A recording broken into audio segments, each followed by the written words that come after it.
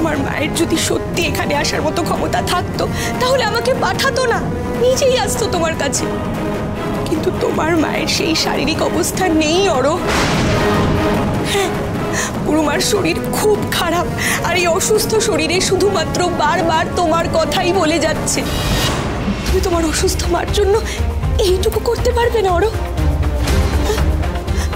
বেশ, আমি মেনে নিচ্ছি যে গুরুমা তোমার ক্ষেত্রে তোমার সাথে কোনো কিছু ভুল করেছে, ঠিক আছে, কিন্তু তুমিও তো সেই সেম জিনিসটাই রিপিট করছো। তুমি তো তোমার মায়ের সাথে ভুলই করছো। মায়ের কি হয়েছে? অসুস্থ মানে? এই তো ওষুধে মনে হচ্ছে কাজ হয়েছে, এইবার মাছ টোপ গিলেছে। বিশ্বাস করো অরো, বুড়োমার শরীরটা সত্যি খুব খারাপ, কিছুই খেতে পারছে না, যা খাচ্ছে শুধুমাত্র ভমিট করছে, সারাক্ষণ মাথা ঘুরছে, ভীষণ উইক হয়ে গেছে বুড়োমার শরীরটা। আর ডক্টর তো প্রচুর টেস্ট দিয়েছে, কিন্তু টেস্ট ফেস্ট কিছুই করাতে চাইছে না, সারাক্ষণ বিছানায় নেতিয়ে পড়ে আছে, আর এই অসুস্থ শরীরে শুধুমাত্র তোমার কথা বলছে। আসলে বুড়োমার এক্স্যাক্টলি কি হয়েছে সেটা এখন আইডেন্টিফাই করা যায়নি। দেখো আশ, মাকে বলো ডাক্তারের কথা শুনে টেস্টগুলো করাতে। মায়ের এক্ষুনি ইমিডিয়েটলি ট্রিটমেন্টের দরকার, আর সেই ব্যবস্থা করার জন্য বাড়িতে অনেক লোকজন আছে। আমার যাওয়া বা না যাওয়াতে কিছুই যায় আসবে না। অরো, তুমি কেন বুঝতে পারছো না? এটা শুধুমাত্র ফিজিক্যাল ইলনেস নয়, গুরুমার শরীর সত্যি খুব খারাপ, তোমার কথা মনে পড়ছে গুরুমার, শি ইজ মিসিং ইউ। তুমি বিশ্বাস করো, একটা বার তুমি ওই বাড়িতে ফিরে চলো, শি উইল ফিল বেটার। আর তাছাড়া তারপর তো ডক্টর আছে। আমি বললাম তো অ্যাশ, আমি বাড়িতে ফিরে গেলে মা ঠিক হয়ে যাবে না। এটা অ্যাবসার্ড, কমপ্লিটলি ভুল একটা ভাবনা। মাকে বলো ডাক্তারের কথা শুনে টেস্টগুলো করাতে, তাতে মা ভালো হয়ে যাবে। অরো প্লিজ, তুমি একটা বারের জন্য আমার কথা। আমিও তোমাকে প্লিজ বলছি অ্যাশ, প্লিজ আর কথা পারিও না, প্লিজ। এবার তুমি এসো। অরো,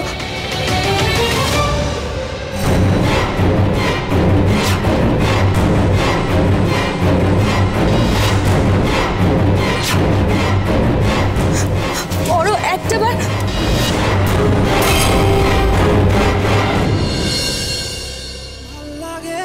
হাঁটতে তোর হাত ধরে, ভাবনা তোর আসছে দিন রাত ধরে, ভাল লাগে হাঁটতে তোর হাত ধরে, ভাবনা তোর আসছে দিন রাত ধরে, এলোমেলো মনটাকে কি করে কে আর রাখে, কেন আমি এত করে তোকে চাই, পারবো না আমি ছাড়তে তোকে, পারবো না। দাদাকে দেখে তো আর পারছি না, পারবো না। ওর জন্য ওয়েট করতে করতে পুরো একেবারে দেখে তো মনে হচ্ছে এক্ষুনি নিজেই ছুটে চলে যাবে সরোজের কাছে। ডানা, তুই তো ভালো বলতে পারবি, তুই তো মানে এক্সপিরিয়েন্স আছে। আচ্ছা, এই যে মানুষ প্রেমে পড়লে এরকম অবুঝ হয়ে যায় কেন? মানে দা ভাই ইগারলি যতই ওয়েট করুক, মানে পাইচারি করতে করতে পায়ে ব্যথা হয়ে যায়, কিন্তু সরোজিনী যখন আসা তখনই তো আসবে, উড়ে তো চলে আসতে পারবে না। এটা তুই যতক্ষণ না প্রেমে পড়বি না বুঝতে পারবি না। এটা ঠিক অবুঝ হয়ে ছোটাছুটি করার ব্যাপারটা নয়, এটা হচ্ছে টান। কিসের বলতো? ভালোবাসার টান।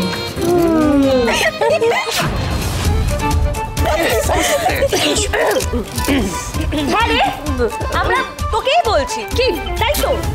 এতক্ষণ ধরে যা যা বলছিলাম আমরা তোকেই মিন করে বলছি, আর কেন বলবো না? নিজের চোখ মুখটা একবার দেখেছিস?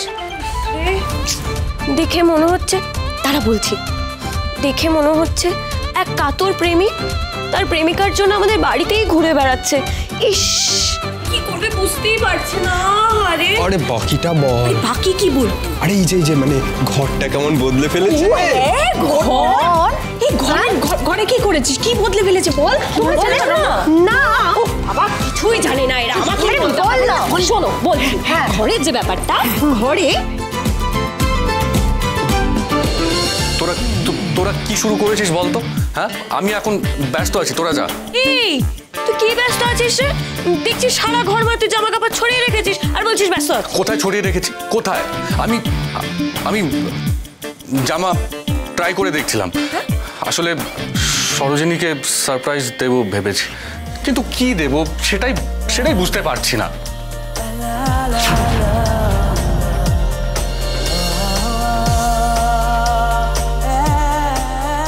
আমি জানি সরোজিনীকে সারপ্রাইজ দেওয়ার জন্য আমায় কি করতে হবে।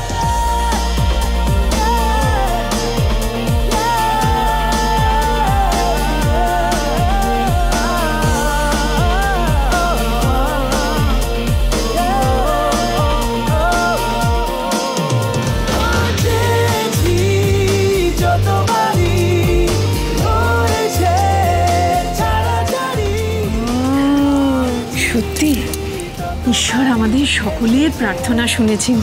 আমরা তো সবাই এই দিনটার জন্যই অপেক্ষা করছিলাম। সত্যি ঈশ্বর যা করেন মঙ্গলের জন্যই করেন। আমরা জানি।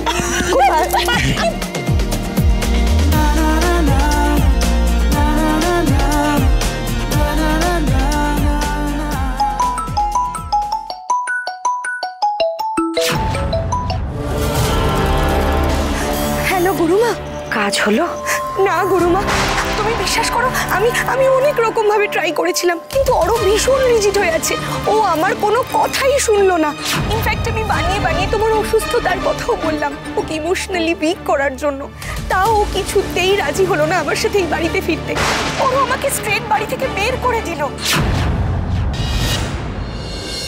দাদা, আর কতক্ষণ লাগবে পৌঁছাতে?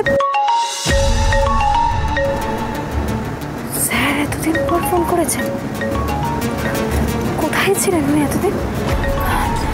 হ্যালো স্যার, খুব ভালো হলো আপনি আমাকে ফোন করেছেন। আমার আপনাকে কিছু কথা বলার আছে, সেটা আপনি ভালোভাবে বা খারাপভাবে যেভাবেই নেন না কেন, এই কথাগুলো বলা আপনার ভীষণ প্রয়োজন। স্যার, আমি মিস্টার চ্যাটার্জিকে ভালোবেসে ফেলেছি। হ্যাঁ স্যার, আর এটা আমার ধারণা উনিও আমাকে, কিন্তু স্যার আমি আপনাকে বলছি এর এফেক্ট কোনোভাবেই মিশনে পড়বে না। আমি কনফার্ম করছি আপনাকে, আমি আমার লক্ষ্য থেকে সরিনি। তুমি ধরে নিচ্ছ কেন যে আমি তোমার মিশনের আপডেট সম্পর্কে খোঁজ নিতে তোমাকে ফোন করছি? না মানে আমি জাস্ট আমি তোমাকে আশীর্বাদ করার জন্য ফোন করছি সরোজিনী, তোমার মিশনের ব্যাপারে তাড়া দেওয়ার জন্য নয়। আশীর্বাদ করার জন্য? না স্যার, আপনি জানেন যে আমরা পুরোটা জানতাম না, এখন জানলাম। তোমার ওপর আমার চোখ সবসময় থাকে সরোজিনী। তোমার আর রণদেবের মধ্যে যে ডিস্টেন্স কমছে এই খবরটাই পেয়েছিলাম, আর এতে আমি খুশি হয়েছি। তুমি তোমার মিশন কমপ্লিট করতে পারলে রণদেবের সামনে অনেকগুলো সত্যি বেরিয়ে আসবে, অনেক অজানা সত্যিও জানতে পারবে। হয়তো কিছু হারিয়ে যাওয়া মানুষ ওর জীবনে ফিরে আসবে আবার। তাই এটা মাথায় রেখো যে তোমার মিশন কমপ্লিট করাটা শুধু তোমার জন্য না, রণদেবের জন্যও জরুরি। মাথায় রেখো। কিন্তু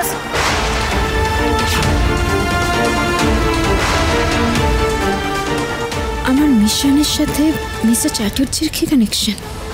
রাগিনী ম্যামের মুখোশ খুলে গেলে মিস্টার চ্যাটার্জির মারাত্মক ধাক্কা লাগবে। ওনার সামনে বেরিয়ে আসবে রাগিনী ম্যামের আসল চেহারাটা, সেটা তো আমিও জানি।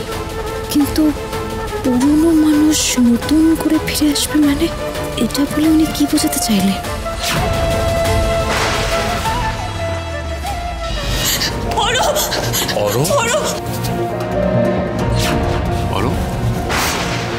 What a pleasant surprise. আমি ভুল দেখছি না তো? না রে, মানে